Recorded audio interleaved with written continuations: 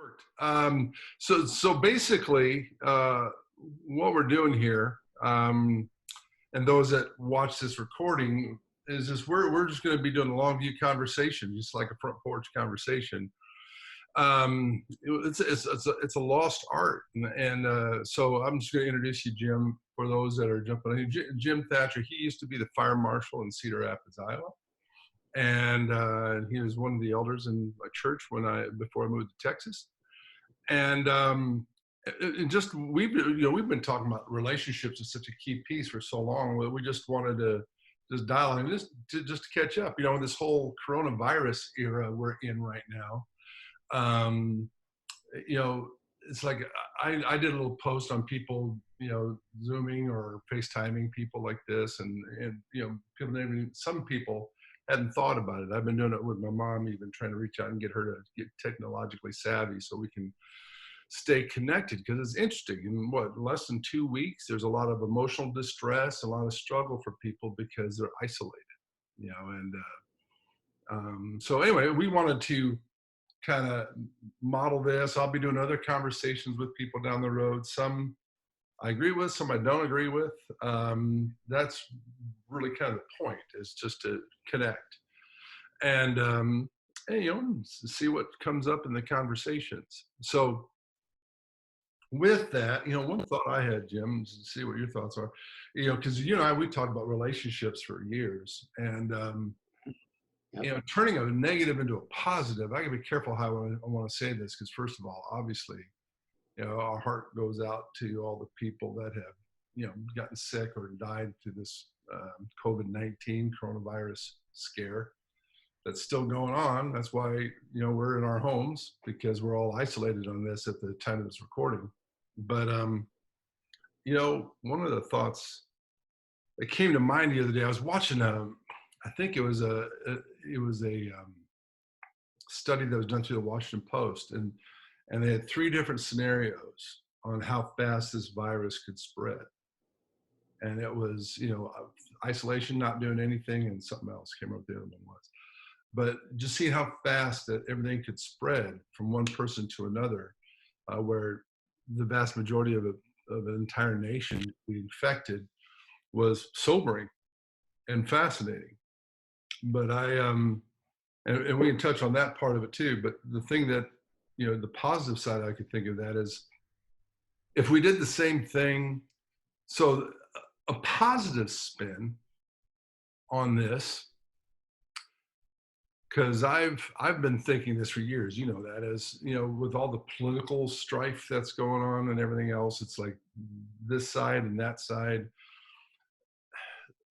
If somebody gets elected, it's just going to tick the other side off, and vice versa. But the only way we're going to change the culture of this nation is one person at a time. Yep. Is by building genuine conversation and dialogue instead of taking stands. And one of the reasons why we're doing this dialogue today is because what we're used to is sound bites. We're used to people shouting out their opinion on Facebook and then hiding, or something else like that. So, so a good virus, not to belittle the pain and the loss that's going on with the coronavirus, is of being hospitable and learn how to dialogue and interact with one another, and see if we really were intentional about how long it would take that kindness and that clear communication model to spread. So as a thought. So what are your thoughts on that? Well, I think it's interesting to have the events happen the way they did Tuesday, for instance. When I went to Tanager Place, where I'm volunteering, I got there, I worked about 3 hours. They call it the White House, which is a residential home. We're cleaning it. I'm cleaning it out by myself and getting it fixed up for the next rental. And the cottage one where the kids stay is emptied out for a big remodel being done. And I've been getting things ready there for like painting and taking things down and cleaning up and, patching walls and different things like that. And after about 3 hours of work on Tuesday, I was informed that, by the way, did you get the email that volunteers are suspended? I'm like, oh, okay. So That was due to the coronavirus. So I Sure. went ahead and I left and I went over to Mount Vernon Road Subway and I got myself a meal deal because I was headed home anyway. Yeah. And I bought my meal deal and I sat down and the manager came over and he says, "Excuse me, you can't sit in here, corporate policy due to the coronavirus." I'm like, "Oh." So I went to Quick Star, filled my car with gas. By the way, that price is crazy. We'll What talk was it? about that maybe. $1.56.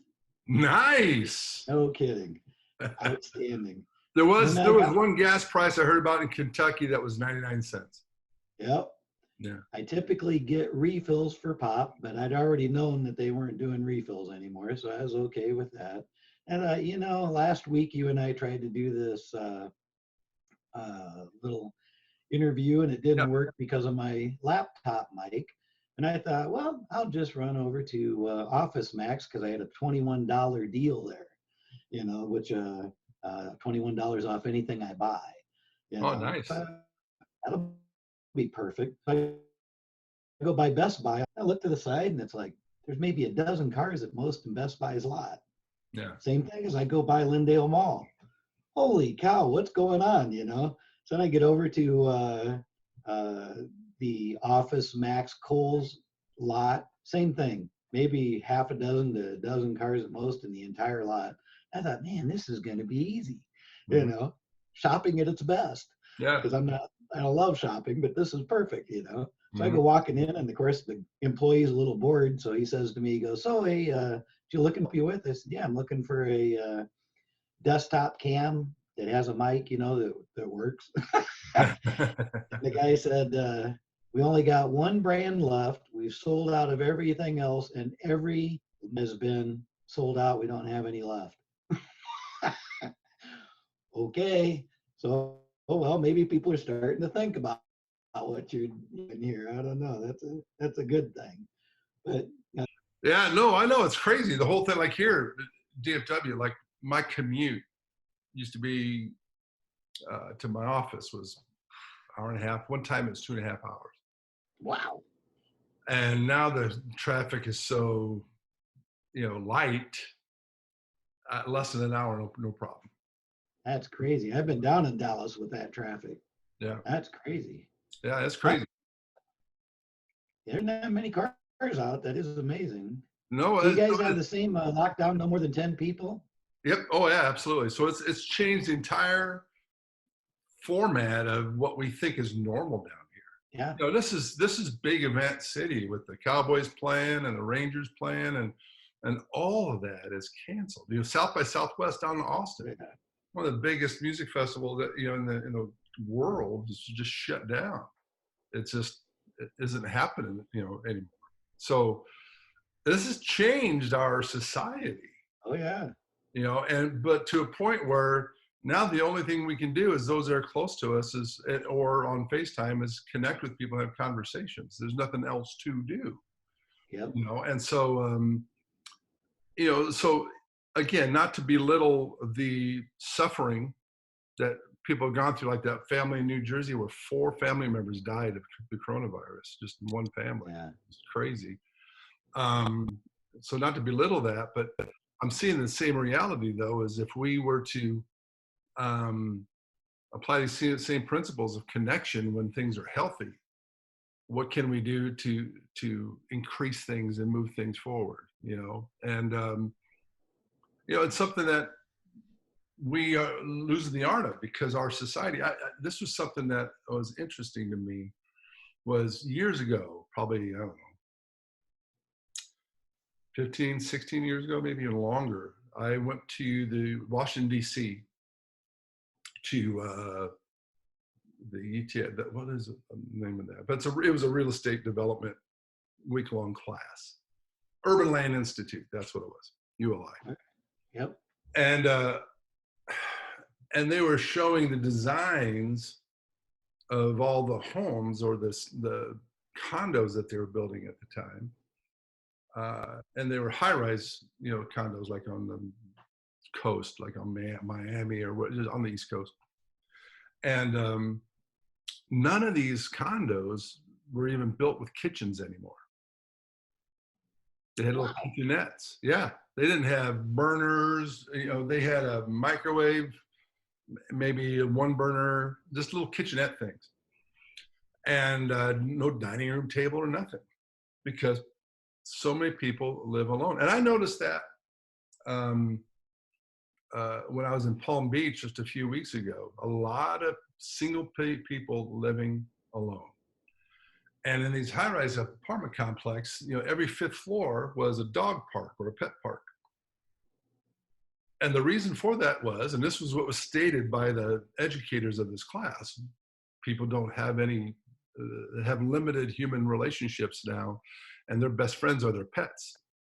So they have to accommodate for that in these high-rise apartment complexes or condos, so that you don't have to go all the way down to the ground floor to walk your dog. So they have these pet parks so they can do their duty down in about every fifth floor or something like that.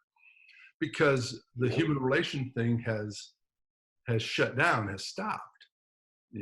And so I thought that was kind of fascinating that even the architecture of what we're doing changes. Well, you see the amount of money that people spend on their animals, their posts on Facebook. I love my dog better than I love my people, or whatever, and they isolate even with their animals. Yes. So it is kind of an amazing thing going on. Yeah, and so coming out of this coronavirus thing, it's to see what do we do in response, because all those things I just talked about was in the 2000s, but back in the 1960s, you started seeing 70s at least, attached garages. And so people would drive home from work and their garage door would open, they'd drive the car in and then close, and you wouldn't see them again until the next day when they got up to go to work, right? Because we'd go into our fenced-in yard and we'd stay isolated and disconnected. It's just, one of my favorite shows is the Andy Griffith Show, and they're sitting on the front porch, right? That's why I've been calling this a little bit front porch kind of thing, was where people walk by and strike up conversations. That culture's gone now. Well, Jane and I have been looking for houses, for the last couple of years. And I got a little story goes with that one. But the bottom line is that all of the newer homes, everything faces the back. We want something that faces front, so that we can see what's going on in the street, the sidewalk. And finding something like that means using a bedroom, typically, as an office. Right. It's kind of crazy. Now, with this coronavirus, which turned out rather interesting, Jane and I found a house in Hiawatha. Yeah. We love it. Price was maybe a little high. We were thinking about making an offer, but then this coronavirus thing took off. And with the instability of everything, can we sell our home? Now, it's not acting out of fear. It's just a logical thing. Finances need to be there, So if they can't sell their home, are we going to be able to sell ours? It's a very nice home. I expected it to go fast. Of course, it hasn't sold yet. Mm-hmm. And actually, they decided to get a realtor because it was for sale by owner, and the price has gone up at this point. Mm. We're just going to be watching it. I got a Pepsi bet that, like you were talking earlier, the economic situation in the United States is going to change due to people not going out, not spending money in the ways they used to, like the sporting events, at least for a short period of time. Yeah. Things are changing. Where it's going to lead, who knows? No reason to be in fear, but it's just going to be an interesting development. How is society going to respond? We'll see it, but fear is the thing. You know my view of fear. It is real. Fear is not something to understand; it's something to kill. But because here's the reality, so here the stock market has gone from 29,000 or something like that down to 19,000. So like a third of its value is gone in 2 weeks. Yep. But all the indicators are all healthy as far as it's a strong economy. There was, the unemployment was incredible. The raises were strong. Everything was strong. So this crash, and it is a crash, isn't because of any economic indicators. Correct. And they actually are saying this. The only reason why this is happening is because of fear. Because they don't know what the future holds. All these guys who were just betting the farm a month ago are pulling everything out simply because they're not sure what this is going to lead to and what things are going to look like when we're done. And so the lack of understanding, because we fear the unknown more than anything else. Right. So this entire collapse of our entire place, simply because we don't know what's coming. Right. Simply because we are afraid. And don't get me wrong, I see that as understandable. I totally understand that mindset. I just don't know how healthy it is for us to create a stable culture with that being the driving force of everything we do. Well, and there is opportunity, like you were talking about, on the one-on-one relationships, whether it's done this way, or I chose yesterday, and of course, I'm not one who lives in fear, but I went and I picked up a guy that's been attending church lately. He is a homeless person and he's in a shelter. Yeah. And I picked him up and we went out and we chatted for a while driving around, etc. And of course, we talked about his situation and what's going on there.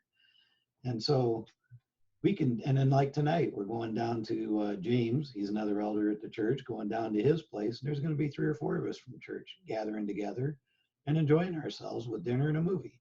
Oh, yeah? In his house. Yeah. Okay. So there are still things we can do and be wise about the coronavirus, right. without having to be fearful. So talk about that, because I love what you've been telling me that's going on in the church as far as, so this was a homeless guy that you guys picked up, right? That you guys kind of connected with? Well, yeah, what happened is one of the members of church, Andrew, invited this person to come, and he's been attending in the back. Yeah. And he's not one that is a believer. And but he's searching for God. I'm good with that. He's searching for him. Yeah. He's going to find him. So I'm not worried about whether, because he's looking into Hinduism. He's doing all the things that you said you talked about. Yeah, I did. Yeah. And I'm loving it. I don't have to worry about it. I don't know as much as you do to be able to talk to him logically about those things, but I can just know that you're searching for God, you're going to find him. Oh, absolutely. We had a great chat yesterday. He and I we were probably driving around town 3 hours. He wasn't originally from here. He's originally from Boone, Iowa. And to get away from drugs and that kind of thing, he came to Cedar Rapids. And he's been off of it for a little bit, and, like anything else, life's got its challenges. So we just talked about that and just drove around town. I showed him, the different parks that are in town, took him out to Palo, showed him the nuclear power plant out, that way. Yeah, and then Pleasant Creek and, just some of the sites as we chatted. It was a great conversation. And I said to him when we got done, I said, and needless to say, we just talked about, God also, but we didn't have to get into detail other than I did share how I see some things from time to time, but he gets to weigh it out himself. Oh, I said, we want to get together next week on Wednesday. Yeah, he does.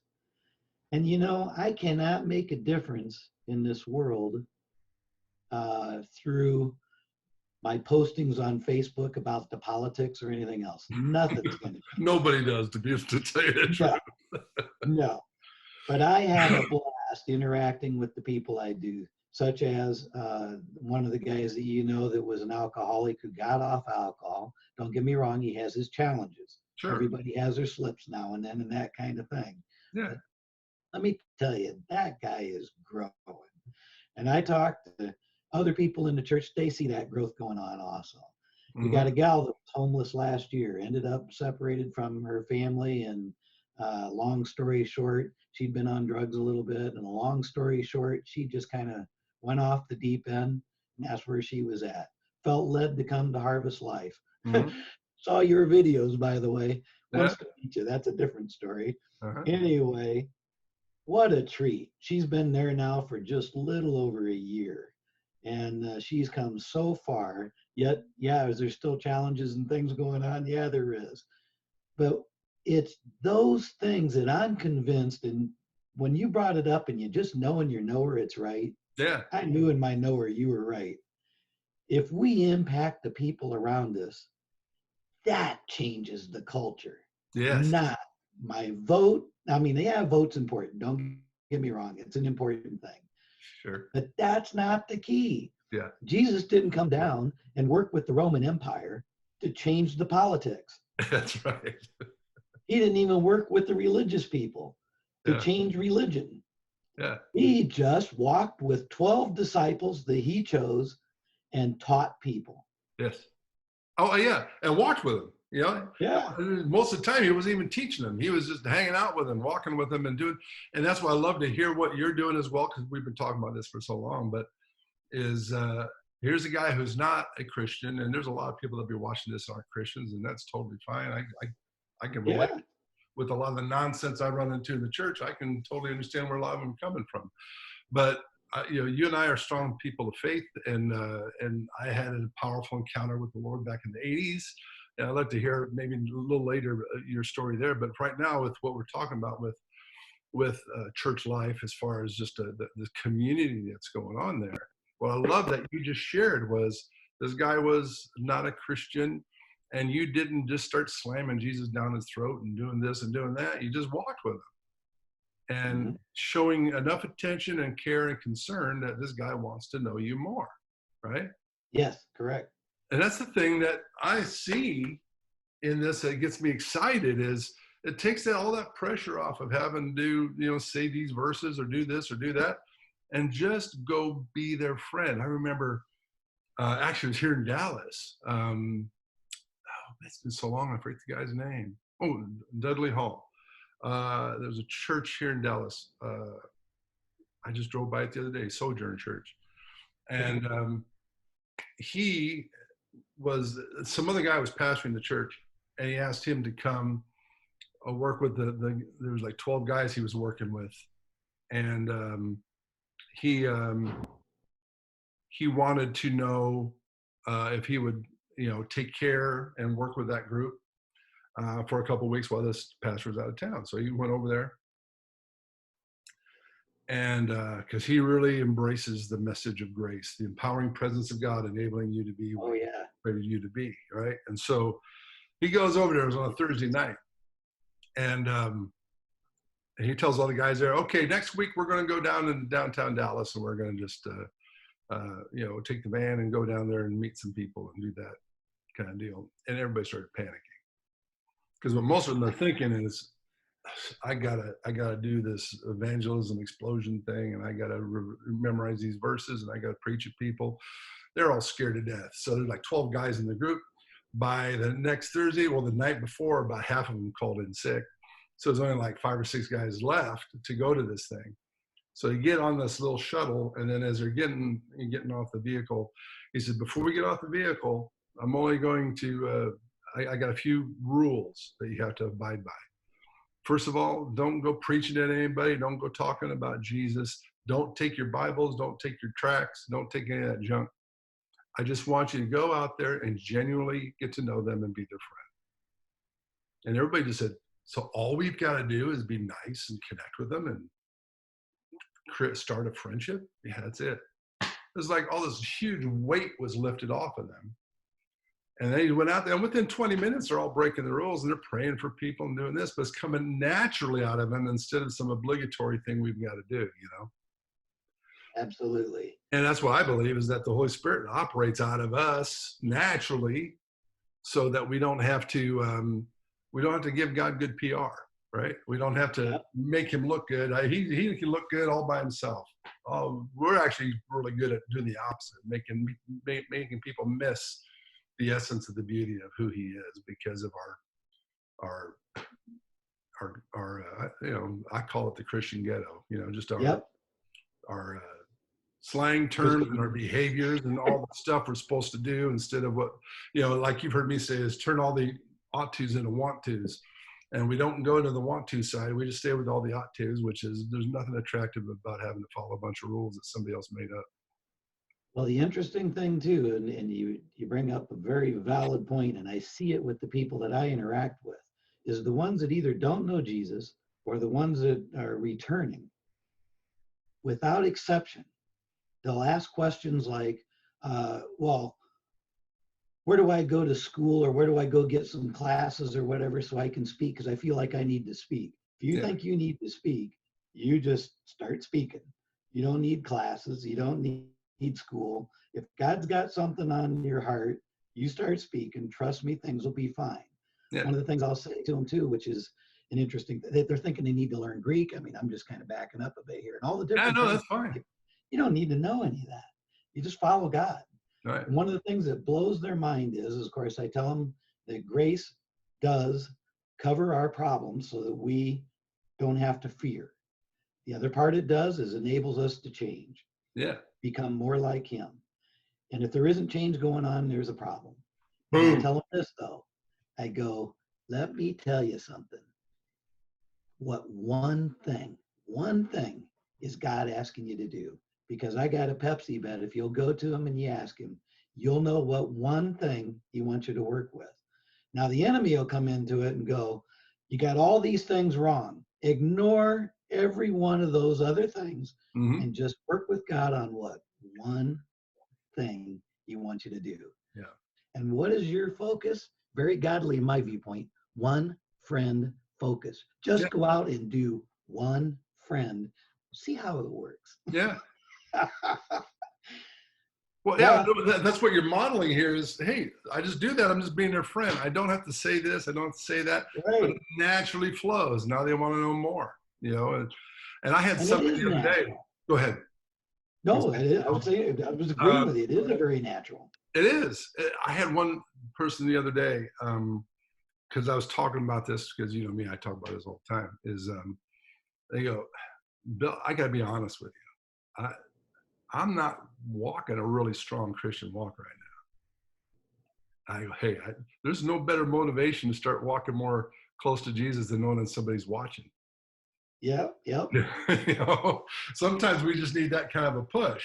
Though I'm not, and in saying that, I'm not going to go into it right now, but I don't think everybody is in a state of maturity where they can go just do what you and I are talking about right now, because they don't know who they are. You know, they don't know where they're coming from. But at the same point, is focus in on what God has given you. You're gonna attract people with the very reality of what's operating in you at this moment. Once again, in a practical application of everything you just said, with my just recent experience, one of the people I'm helping out, because I like to help people mostly in the financial realm when we get involved and they're wanting help. Usually it's because they need to get their finances in order and get back on track in life. Right. This particular person, whenever money came in, I mean, I'm giving you averages, spending $75 average a day, not bills, and then 45 average, another one a day. And then what I did then was I just asked for bank information, and all I would do is give input, because the finances are theirs, not mine. I'm not. And what I got a kick out of one time was, in fear, I was contacting. It's like, oh, you're going to be mad at me. I'm not going to be mad at you. No. It's not my finances. All I'm doing is giving advice. You get to do whatever you want, you know. And that was unique, because they expect that condemnation or shame or something like that's coming their way. And of course, that's another tool of the enemy, not God's method. So anyway, I sat there and I'm looking at the information. I'm going, okay, here's what's going on. Now, I loved it just because of patience, putting it in God's hands. I'm not God. God can handle this. And they just keep pointing them to God too. Well, anyway, a comment was made to me just yesterday. You know, I've been looking at all that information and the numbers you gave, and I started noticing that, I got my average, but on the times I'm spending massive amounts, and then other times, and so in their mind, they were being frugal mostly until I show them the numbers. But they noticed that every time major stressors happen in life, they were mood altering through buying and purchasing. Well, what's anything come down to? You got to realize it before you got to know you have a problem before you can change. That's right. You know, the alcoholic doesn't get rid of alcohol until he realizes and admits, I'm an alcoholic. Right. But you know what? Still love you, man. Didn't matter whether you're an alcoholic or not.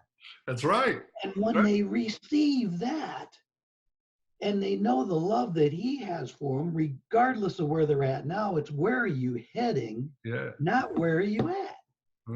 And that's a misnomer. Oh, I'm more mature, therefore I must be closer to God. Hey, I remember the financial thing, being finances is it, whether I got a penny because I only worked the last 10 seconds, or whether I got to, I worked all day long, it's the same reward. Yeah, that's right. Hey, what's it to you that I'm giving them a shekel? And they're just start at the end of the day. You agreed to the terms that we talked. Yeah, that'd be a good topic to discuss at another time, because we can go a lot of different directions on that one. But it really is about just being faithful with a little bit of stuff that we've been given, Yeah, I totally agree. That's awesome. I love to hear what's happening is organically, because I think you told me this, that gal that started coming on board, now she's, living with another family in the church, and people are, involved in every aspect of just moving forward in life. And that's it. That's what I love. The fun thing that happened with that, you're right on, because she was in a bad situation and she needed a place to stay that wasn't going to cost her too much. Yeah. So you're right. One couple in the church put her up in their home free. So that gets her with the finances dropping in that arena. Right. Another person or two would help her in the financial arena a little bit, like with food or something like that. Yeah. The church is operating as the church says. We meet every Wednesday night over at Kevin's house, and we have a great visit there. We have church on a Wednesday night. We talk things out, and you're seeing this person connecting strongly with God, seeing the church operating as it should, and now all those paradigms, all those beliefs about what she thought church was, and she'd even attended church years ago and still thought that was what the church was, has totally changed. Yeah. She's realizing that the church is a group, it's people, it's not a building, it's not heating and air conditioning, it's a people. So that might be a good foundation for us to lay right now, is just how we define Christianity, how we define our faith. Because there's some Christians I've met who love Jesus, but they're so turned off by what the church has been doing in the last few decades that they don't even want to call themselves Christians, because, which I say is that's given into everybody else's misnomers. But, but they do have a walk with Jesus. It's just the rules and the what's the lack of a better word? The rules-minded, works focused church has got people feeling like they're being measured up when they go to visit, when they go to attend. Is like, I remember I went to a church once, and they had asked me to come speak. But before I spoke, I had to answer a whole grid work of questions, not only dealing with doctrine, but just how I viewed life in certain ways in order for me to be approved. And I'm like, well, how about if I just leave? And so I did. I said, because I'm not feeling the love here. That's not that I want you to feel free to have any Tom, Dick, or Harry speaking in front of your group, but if this is what you needed, we should have done this a long time ago, genuinely, by building a relationship. So, so maybe, because a lot of people may be hearing what we're hearing, and they're maybe shutting it off because their view of Christianity is something that's a lot more traditional, a lot more structured. So maybe if you don't mind sharing how you came to the Lord. Okay. Well, actually, at the age of 12, my grandmother, which was the most Christ-like person I'd ever known in my life, was always a major influence, and she gave me a Bible. And I looked at that, and I understood from going to church with my mom and stuff what baptism was. And so I wanted to accept Christ and be kind of like my grandma kind of thing. She was a cool lady. And so that's what I did at the age of 12. Now, what I will say is that my walk has been since then. But at the age of about 19, 20, I got married and walked away from God. She came from a different religion background than I did. And long story short, that happens in couples. We weren't going to church. I didn't think it was a big deal, Yeah. But after 10 years, our marriage was in a serious problem. And I went back to church in July of 1987 at First Assembly and started following, realizing how far I'd even walked away from God at that point. You need the community. There's no doubt about it. Anyway, long story short, My wife got baptized. The kids got baptized. They're following Christ. And I've got 8 grandkids. And I love every bit of it. But the walk isn't easy. Let's say it that way. A lot of people think it's going to be easy. Mm-hmm. It's easy in the heart if you're following God. Mm-hmm. In real life, you got your challenges. Don't get me wrong. And boy, there are times the battlefield of the mind, man. There are times you want to give up, and there are times things are rough. But you just keep hanging in there. Yeah, yeah. So what you're describing is something that's much more interactive. That you're walking with somebody, namely Jesus. You're not just following a bunch of edicts and a bunch of rules and liturgies and whatever. It's really walking with a friend. Well, let me tell you something else. It's because it's not about the building. I've connected again with a guy in Des Moines. Grew up with him. We met each other in first grade. Yeah. We've been friends all these years, but I'm connecting more because I'm going down to Des Moines more often with Jane's parents aging and stuff. Sure. So I'm stopping in and seeing this guy.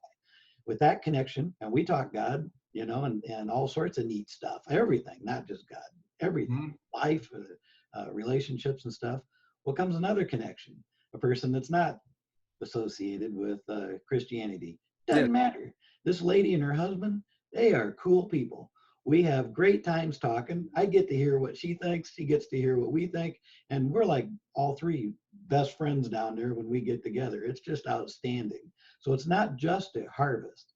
But one of the interesting things is patience. Yeah. Don't expect immediate results. Because one of the things that happened at Harvest after things changed and we went to a new building was we were stagnant as far as the numbers. Well, we were growing all individually. Mm-hmm. And that's the most important part. You follow God, you don't stop growing no matter what your numbers are. It doesn't matter. And so I mentioned that one person came, and that was the first newcomer last week. And this is where God's moving. We had 3 additional newcomers last week. We got 5 new from just last year. So yeah. Well, because that's the organic growth.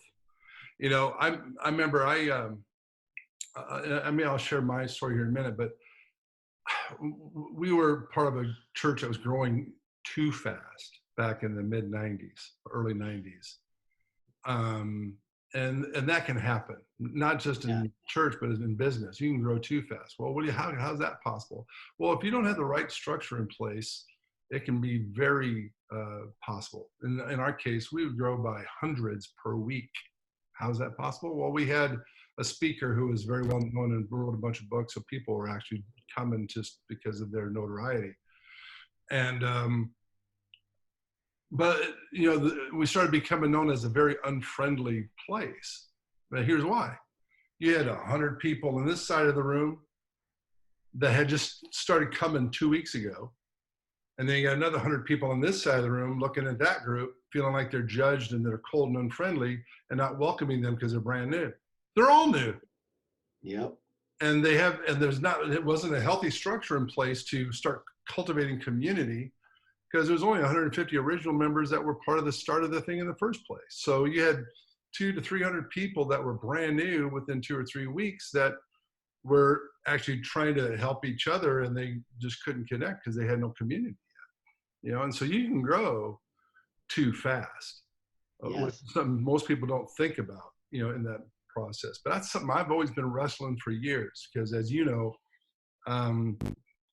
I've been operating on a mandate from day one. I was one of those guys that was turned off by the church when I actually was confirmed in the Methodist church when I was, 12, 13, whatever that was, 7th grade. And I saw so much hypocrisy, going on through the year, that after I got confirmed, I was a self-avowed atheist. I wasn't really verbal about it, but I just wasn't buying it anymore. I just saw so much nonsense that just didn't seem genuine at all, and it was a lazy position to take. Instead of wrestling with it, I just dismissed it. Right. So I just kind of was more of this atheistic, maybe a little agnostic, but mostly atheistic mindset for the next, I don't know, that was 10 years, really. And I won't go in because I'm not here to bash on anything. I'm here to focus on what is genuine. And so 10 years later, I was in Minneapolis, and we were deeply into because during college I started recognizing there had to be a God, but I didn't want it to be this Christianity thing. So I started getting into Hinduism, the Bhagavad Gita, and the writings of Swami Vivekananda, and all this stuff that I would say now, and I might tick off some people by saying this, but it's self-worship, because it's really about self-actualization is the words they would use. And what, one terminology from one group would be called nirvana, which was this ultimate consciousness. I was actually reading the Swami Vivekananda, and he called it the gospel. And he didn't use the word nirvana because he was trying to relate to the Western world. And so he called it the gospel. And I had not really connected what the gospel was at this time. Yeah, I was confirmed in the Methodist church, but I wasn't paying attention. So I didn't get all that stuff when I should have. I was looking at girls and, seeing what I can get away with. But anyway, so he called this thing the gospel. And I just got done reading that. And this lady, I was actually the manager of the shoe department at Target in Burnsville, Minnesota. And I mean, that's like a real step up after college, and I had little old ladies hit me with their Huaraches, wondering why there's not their size available when it was just got on sale that day, that kind of stuff. And but it was one lady that was working for me in that department. She invited me to her church. It was a Baptist church in Rosemont, Minnesota. First Baptist church of Rosemont, Minnesota. Very conservative, no mixed swimming, King James only, really conservative stuff. Oh, and, I like King James. Do you really? Well, that makes one of us. So.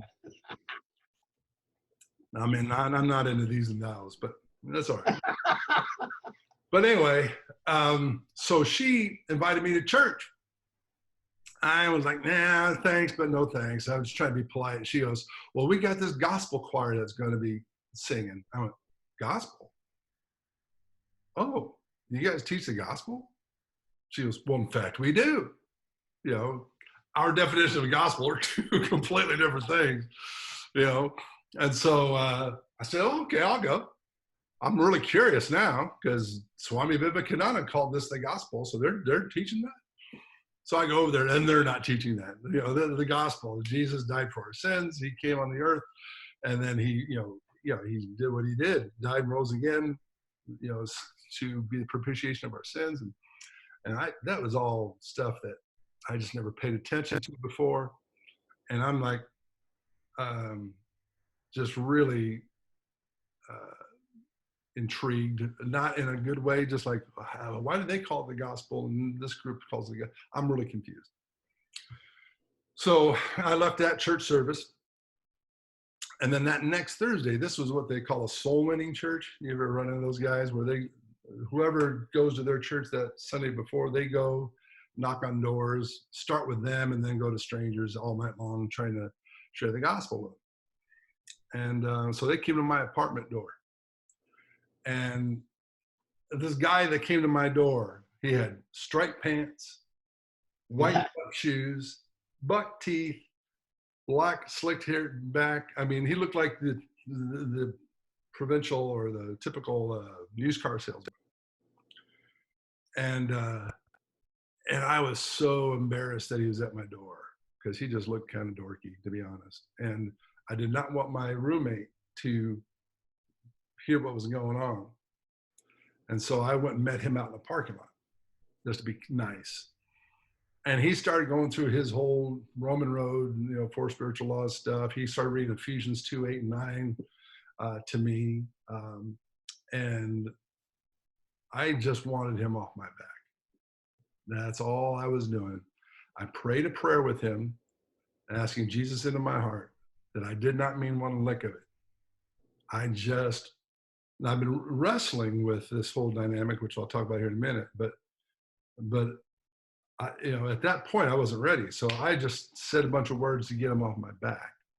And then he left thinking he had a notch on his belt, But something did happen though, because just to dial back a little bit, I was coming into Christianity kind of intellectually at the time because I was offended.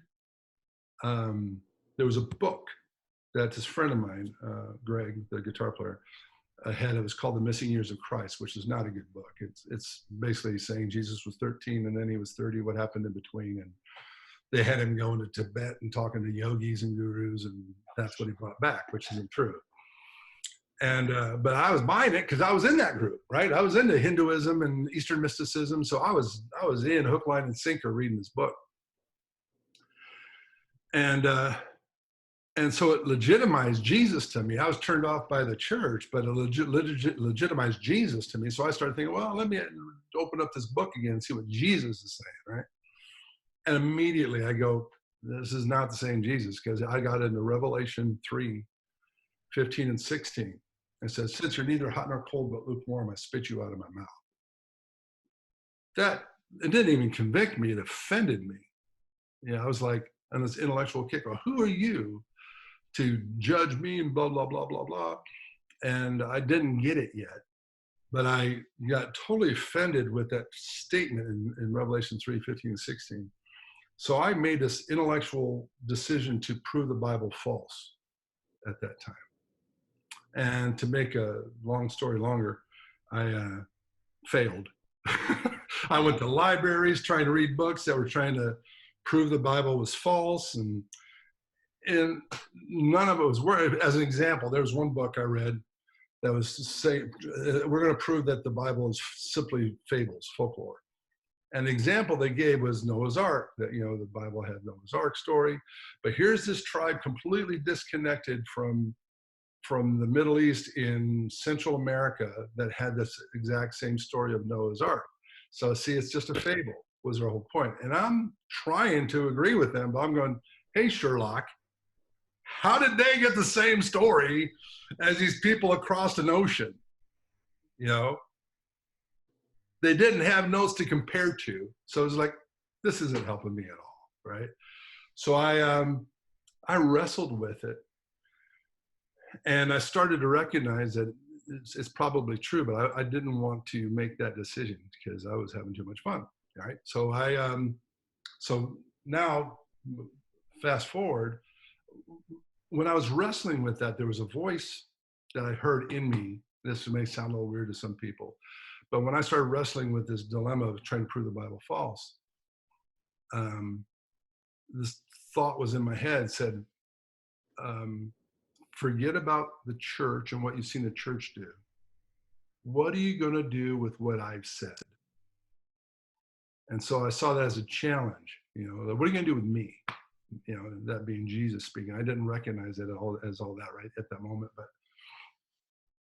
so then we fast forward to here. I'm praying this prayer with this guy in my parking lot just to get him off my back. I go to work the next day. Something happened when I prayed that prayer that Thursday night, because I went to work the next day at a bar. I was a bouncer in a biker bar. And then every Friday night, since nobody had to work the next morning, we would go do stuff you shouldn't do, right? And I won't go into details on what that is, but you can use your own imagination. That's stuff we do every week. Never had a problem. That night, I broke down and wept. I was just totally undone. I was a wreck. And I recognized this conviction of sin later, but it was just, I was aware of my need of Jesus. I was just overwhelmed and weeping out of control. That's not something anybody can force on you. It was just, I saw it as a gift. I was given this gift of grief, of dealing with the reality of where I was at. And I got dressed, ran home, and I just cried in my room in my apartment for hours. I got home probably 2:30. So 5:30 in the morning, I had an encounter where I really felt the presence of God. And and him saying to me, "You are mine." And I knew at that instant I was his, that I surrendered my life to Jesus at that moment. And this massive weight lifted off my shoulders. And I was so excited. I was so free. But it was an encounter. It wasn't me. And this is something I think is a key thing we got to wrestle with, letting the Holy Spirit do his job. Is I'm seeing so many Christian leaders today that are falling away. And when I look at it, and I can't say this in every situation, but some of them, a lot of them, we've settled for what we think is a more stable faith in Jesus that's more intellectual. It's all stuff I can understand. Right. Yep. And so these guys intellectually came into faith, which is kind of, it doesn't even make sense. And so then when things in society don't connect with their intellectual view or their objective learning view of Christianity, guess what falls apart? Yep. Christianity. Because none of it makes sense. As a little baby born from a virgin, and, none of it makes sense, from a logical standpoint. Right. So if you want to say because I was one that thought I was coming into faith intellectually at the time, but I needed an encounter. I needed to know I was walking with Jesus, not just joining a conservative Christian group, yada, yada, yada. And the ones that joined a conservative Christian group in faith started falling away because their whole foundation was based on intellect and based on objective information rather than on the person of Jesus Christ himself. And see, Bill, that's where, when I was mentioning that the people that were coming, having the paradigm that I had to learn Greek and all that other stuff, yeah, that is so far off in my viewpoint. That's not the first place you start. You just follow God. When I think about Jesus again, he came down. He didn't go to the scribes and the Pharisees, which had all the intellect on the word and all their different things that they followed. He picked 12 unknown people and showed them the way. Yeah. And I did a talk the other day. I had a brother-in-law that was he liked sailing, so he had a sailboat down at Rathbun Lake. Mm-hmm. When you get in a sailboat race, everybody's going for the goal, which is a buoy that's out there to go around, and then of course then to the next buoy and that kind of thing. And whoever can do the race the fastest wins. Yeah. But when you got all your sailboats lined up, and when the go starts, the wind being in your face, it's called tacking. You don't go the same direction because the wind doesn't allow you to go directly at it because it's blowing towards you. Right. So every sailboat looks like they're going a different direction, even though the goal is the same. So even though your path was one way and mine was a very different path, because you heard about it. I like that metaphor. That's good. We are still headed for the same goal, and God used my path in a very different way. And I'd like to tell you a little bit about that. Yeah. When I got on the Cedar Rapids Fire Department now, I get exposed to all sorts of death. Through natural, doing CPR, through sudden infant death. You got the baby in your arms and you're doing mouth to mouth on the baby. Yeah. 4-year-old, I remember very well, spots all over his face. We still don't know what the disease was. I couldn't go home to my baby at the time, 1979, because they didn't know what this person had. They theorized it was a spinal meningitis, so I was on these pills and stuff before I could ever go home.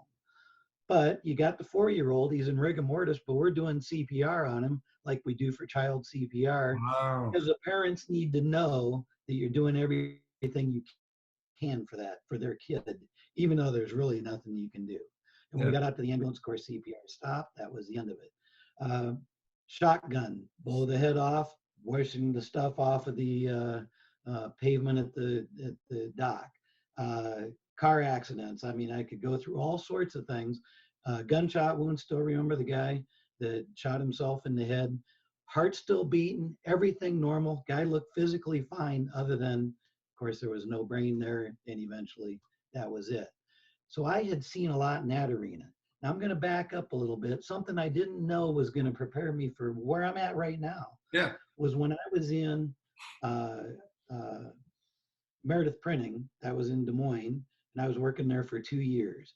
When I was there, I lived with a black man that was a drug dealer. I didn't care. I mean, he and I were friends. He was a good guy. He didn't bring that stuff into the apartment. Mm-hmm. So I was fine with it because I didn't do that stuff. Mm-hmm. Well, when we had a meeting, because he told me, he says, I'm going to have a meeting at our house. He says, I'm bringing my friends in. And he says, only reason I'm bringing them into the apartment is because I don't have any place else, and I just wanted you to know. And I said, yeah, I'll just stop in, get my stuff, and get out of there because I'm not into that scene, not my style. Now, being young and dumb, you don't realize how much you're tied into that, even though you're doing none of it, Yeah. you know. So anyway, I show up at the apartment, and he told me I would know people there. Well, it turns out this guy was up the food chain, a major distributor, and these other people are on the lower line of the food chains, but they're distributors. Mm. And so because I knew him, I sat down in the circle, and I'm chatting with them, and they're passing around a roach with marijuana on it. As it comes to me, I pass it past, and the guy next to me starts giving me grief.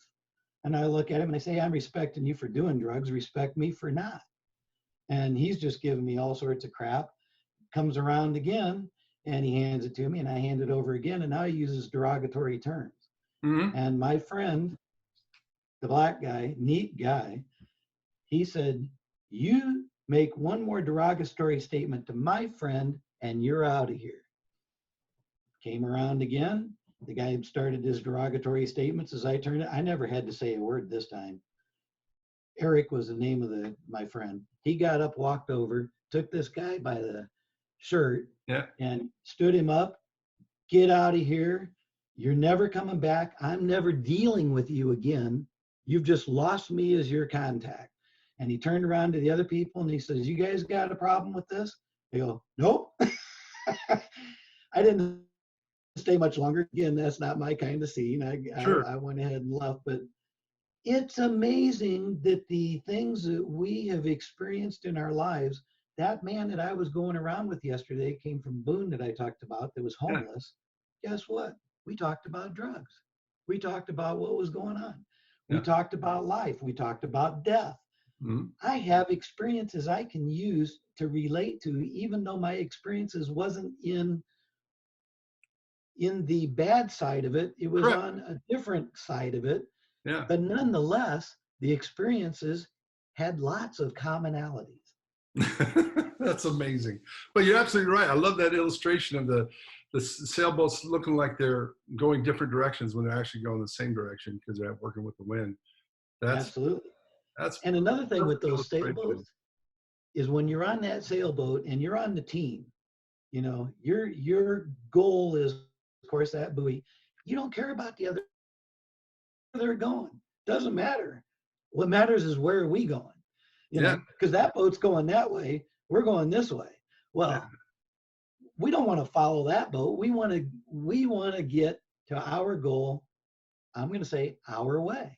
Yeah. You know, we think our way is the right way. So let's go our way. You know, now I do say you have to, you know, the direction of the gale is not what makes the boat go. It's the set of the sail that gets you the right direction.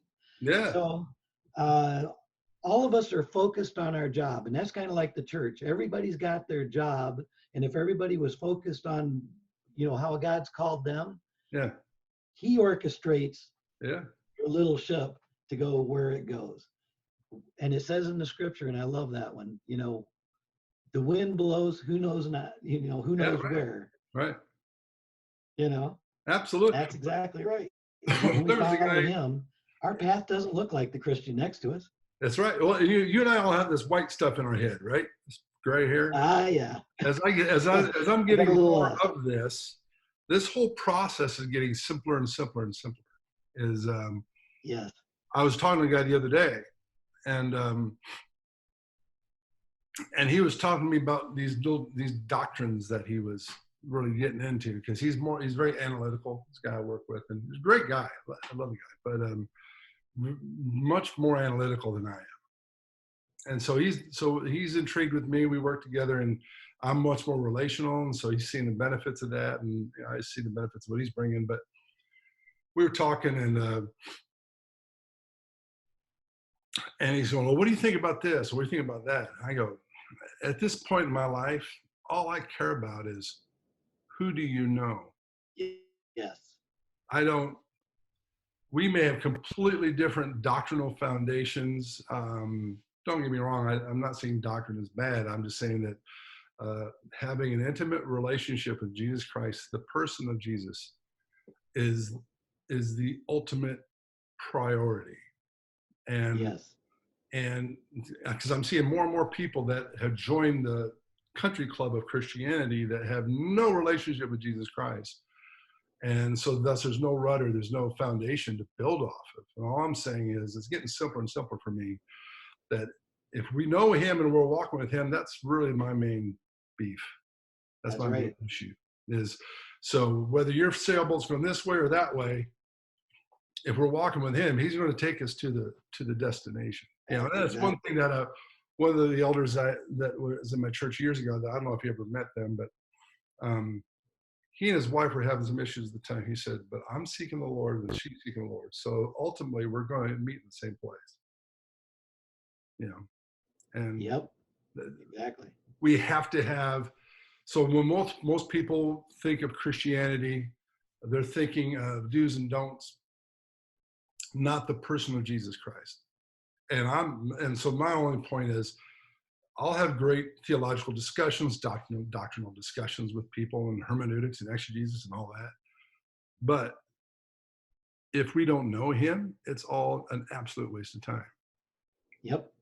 That is absolutely right.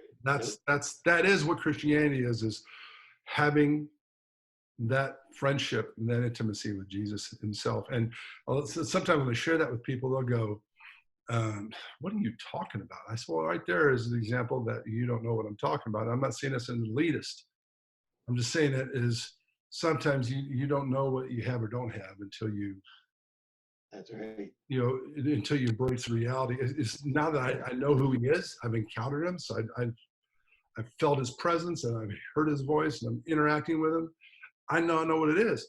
So when I see these Christians fall away, like they don't believe anymore, I'm like, I don't even know how you can do that if you truly had the foundation of him being somebody you walk with. You know, like I had a guy. Go ahead, keep going. One of my favorite stories that I tell was between you and me. Yep. And of course I've learned from it, and now I'm practicing what you did to me. And it's a beautiful thing. But at the time, you and I'd started at Harvest Life, mm-hmm. and you and I were meeting on Mondays at Hy-Vee. Yeah. And you'll remember this really well, but it was powerful for me. I'd sit there and I'd look at you, and all right, Bill. So, because I'm a doer, I'm a server, I'm one that does not like to you are. And I said, all right, Bill, so what do you need done at the church? And you go, what's God calling you to? Oh, not asking God, I'm asking you, you know, and you're going, I want you doing what I want to do. What's God calling you to do? Well, hell, I don't know, you know. And every time we'd get together, and I'd find another way to ask the question, or even I'd be blunt and ask the same way, you know, so what do you need done or whatever? And it was always the same kind of response, pointing me back to God.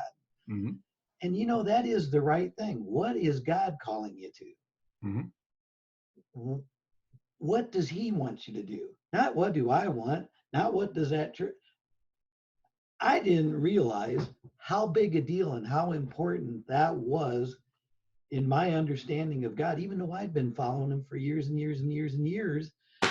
I think my mind switches off when I go to the church and I go, okay, Pastor, what do you want?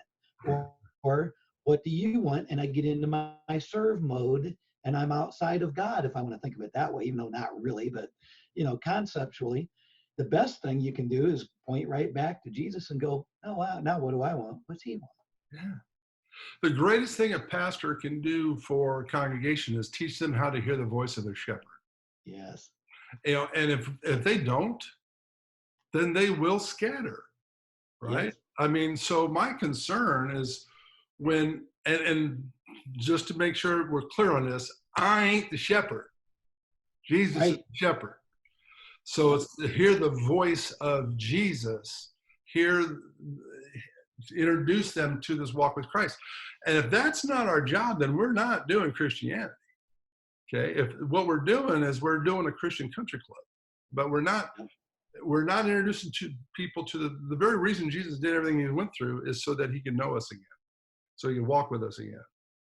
Emmanuel, God with us, him dwelling in our midst, interacting with us. That's what his yearning is to fellowship with us, be the firstborn of many brethren, all that stuff.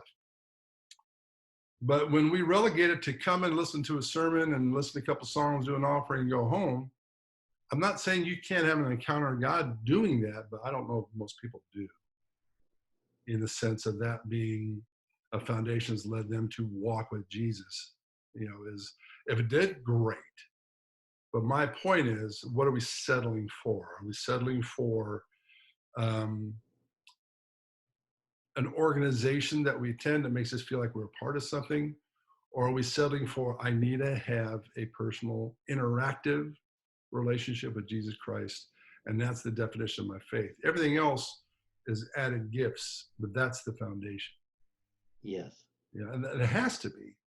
Because when there was a guy, he called me up. I was actually sitting in a fitness club because I was avoiding wanting to work out. And he got on the phone and he goes, "Hey, Bill, what are you up to?" I said, "Well, not much." He goes, so what are you doing nowadays?" Oh, I said, "I'm still doing this ministry stuff. I'm doing this outreach now." And he goes, "Oh, so you still believe in that Jesus crap, huh?" I said, "Fully embracing that Jesus crap." He goes, "I don't believe in this stuff anymore." I went, "Really? So I'm interested to find out what happened that you no longer believe in Jesus." He goes, "Yeah, it's just this person did this to me at this place, and this person said this, and I just saw so much hypocrisy. I was sick of it. I just don't believe any of it anymore." I said, "Oh, I didn't know you were an idolater." He goes, "What do you want? What do you mean?" He has a friend, so I could talk to him this way. I said, I didn't know you were an idolater." He goes, "I don't understand what you mean by that. How can you say that?" I go, "Well, what you just told me is the reason you don't believe in Jesus anymore is because this person did something and this person did something. You said nothing about what Jesus did to you, or said." Very good. So your worship and your focus is on people instead of on God. Mm-hmm. And he goes, "Well, I never looked at it that way." I said, and I'm not saying this to be arrogant or blunt. I'm just saying, you're either worshiping him or you're not. You're either knowing him or you're not. As I said, so what did he do that made him untrue to you? And he goes, "Well, nothing." I said, "Then you are worshiping something other than Jesus." Yep. Very good. And he goes, "I'm gonna have to think about that. I can't say I agree with you right now, but you got me thinking about it." I went, "Well, that's all I want. Hey, whatever you do, float your boat, knock yourself out. I'm just saying that's what Christianity is. And if you're throwing it out the window because of something other than what he's done to cause you not to want to follow him, then you're just being intellectually dishonest." I can give you all kinds of reasons why people have hurt me and offended me and betrayed me. I can give you all kinds of, it's never one, I can't get my head around it. It hasn't for one instant ever caused me to wonder, if God is true, because my relationship with God is there. All that tells me is they're either bad people or good people that are here to help me or hurt me. It has nothing to do with what I believe in or trust in, because my faith isn't in them. My faith is in him. Well, one of the things I love about God is freedom. He gives us freedom to do whatever we want. Yeah. Total freedom. Yeah. We get to choose. And everything that's done is by our own human choice. Yeah. We can choose right now anything we want to do, basically. Yeah. Whether it's good or bad, or whether we get arrested or not, it's all my or our choice. Mm-hmm. So when you told that story, I have a saying that goes with that. I go, why is there evil in the world? Because a lot of people say, how does God do all these bad things, or why does he allow all these bad things, or whatever? Well, you know what? We have freedom of choice, and the big picture is not what goes on this earth. The big picture is eternity and who we know. And when you know Jesus, eternity is a lot bigger than this little bit of time that we have here on this earth. Yeah. And all he wants during our little time on this earth is to find him. And in that process, we can choose very poorly, and a lot of evil happens in the world because we chose poorly. But until that very last breath, we still and always have that opportunity to turn to him. And that we're back to that story of the coin. It does not matter. Does not matter. What matters is now, who do you know and where are you headed? Because from that point on, it's eternity. Amen. And when you get that grasp of how powerful that is, then all these evil things that are going on and all the bad stuff that happens in the world, your heart actually breaks for it, because it's breaking for the people that are hurt in the process, that might be turned away from wanting to know God, especially when it comes from the religious direction. Yeah. However, you do understand, and I understand when I look at that these are human choices. Right. We attribute to God things that are not his. Mm-hmm. People do it. So what that guy was doing when he was walking away from God, he wasn't walking away from God. He was walking away from people. Yeah. But he attributed what those people were doing as God. You know, it's just like, well, that's exactly. That's why it was the idolatry. Exactly. Yes. Well, on that note, we'll just end it there, because we had a lot of good nuggets right there. So thank you, my friend. Oh my gosh, there's a ton of stuff we could talk about. Yeah, you betcha. Oh, yeah, we'll do it again soon, because there's plenty we can keep going on. So. Oh my gosh, yes. All right, bless you. All right, man. See ya. Yeah. Thank you for watching this video. I hope you enjoyed it. And if you want to know more recordings like this that are coming up, subscribe right now, and I'll keep a seat open for you on the front porch.